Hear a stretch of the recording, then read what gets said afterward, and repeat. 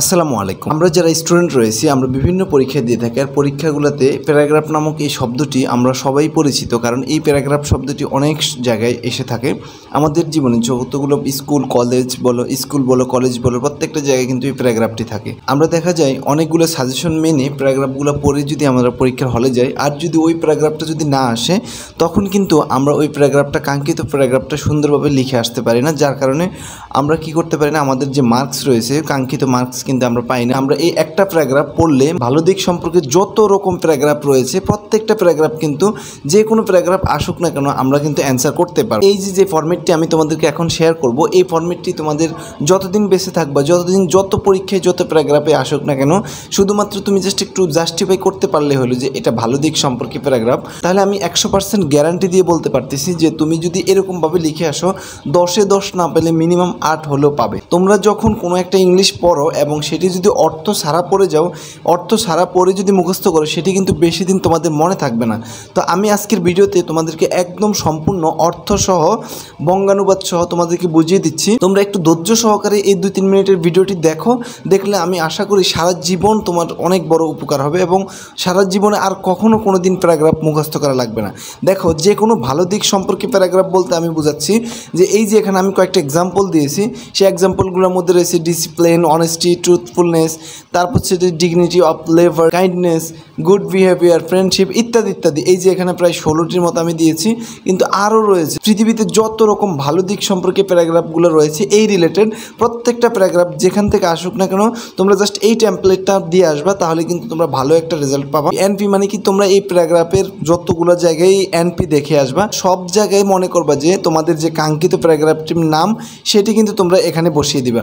যেমন ধরো তোমরা এডুকেশন নিয়ে একটা প্যারাগ্রাফ আসলো, তাহলে তোমরা এই যে এখানে এনপির জায়গায় বসিয়ে দিবা education is the most valuable and powerful element of success in life. শিক্ষা জীবনের সাফল্যের সবচেয়ে মূল্যবান এবং শক্তিশালী উপাদান। In the absence of it there would be causes and confusion in the society. এর অনুপস্থিতিতে সমাজে বিভ্রান্তিকর পরিবেশ সৃষ্টি হতে পারে। So it is necessary for all sphere of our life, অর্থাৎ এটি আমাদের জীবনের সমস্ত ক্ষেত্রের জন্য প্রয়োজন বোধ করে। It is the key to success in life, এটি জীবনে সাফল্যের চাবিকাঠিও বটে। It we make a list of successful people who have acquired a high degree of proficiency in their respective vocations। যদি আমরা সফল ব্যক্তিদের একটি তালিকা তৈরি করি যারা তাদের নিজ নিজ পেশায় উচ্চ ডিগ্রি অর্জন করেছেন, we will find that their success depend mainly upon this great verse। আমরা দেখতে পাবো যে তাদের সাফল্য মূলত এই মহান গুণের উপর নির্ভর করে। Though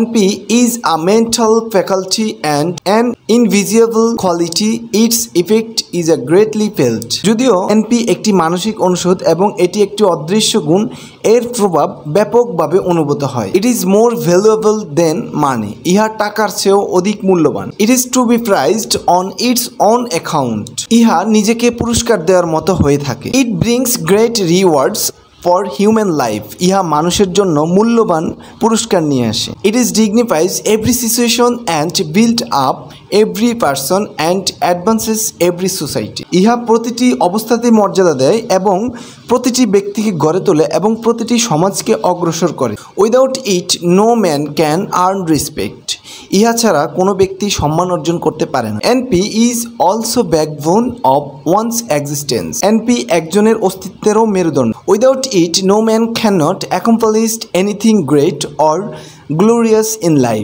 এটি ছাড়া কোনো মানুষ জীবনে মহৎ এবং মহামান্বিত কিছু অর্জন করতে পারে না। In the absence of it a man losses every charm of life and all other versus and those E becomes unfit for useful existence. এর অনুপস্থিতিতে একজন মানুষ জীবনের সমস্ত আকর্ষণ এবং অন্যান্য সমস্ত গুণ হারিয়ে ফেলে এবং একইভাবে সে দরকারি অস্তিত্বের জন্য অযোগ্য হয়ে পড়ে। In a word, those who have risen in their respective vocations have done simply by dint of it।